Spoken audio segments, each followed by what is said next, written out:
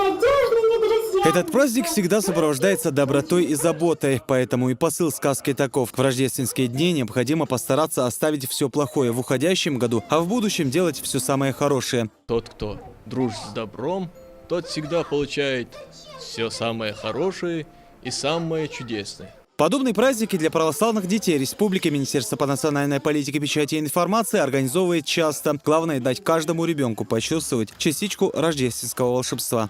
Ежегодно проводят театрализованное представление, рождественскую елку для детей из православных христианских семей. Для нас большая радость, что мы как-то смогли доставить радость стольким детям. Любимые песни, танцы и различные сказочные персонажи в одном рождественском представлении. Театр юного зрителя постарался как мог, а дети, как видно, высоко оценили праздник. Очень понравилось, весело было. Что именно вам понравилось? Как Юлий выходил. Понравилось? Да! Что именно понравилось? Мне понравилась хорошая сказка была. Были приглашены дети, те, которые активно участвуют в духовной жизни.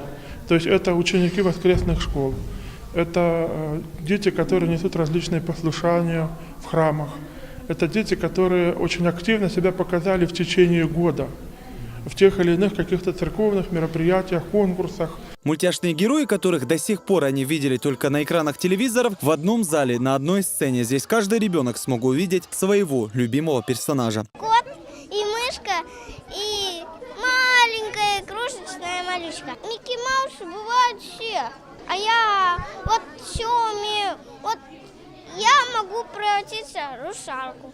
Но это не единственный сюрприз, который устроила для детей Минпечати. Все ребята получили рождественские подарки со сладостями, море улыбок и слова благодарности. Рождество, которое запомнится надолго. Алхазур Керимов, Хаважи Мунаев, Луиза Юнусова. Новости.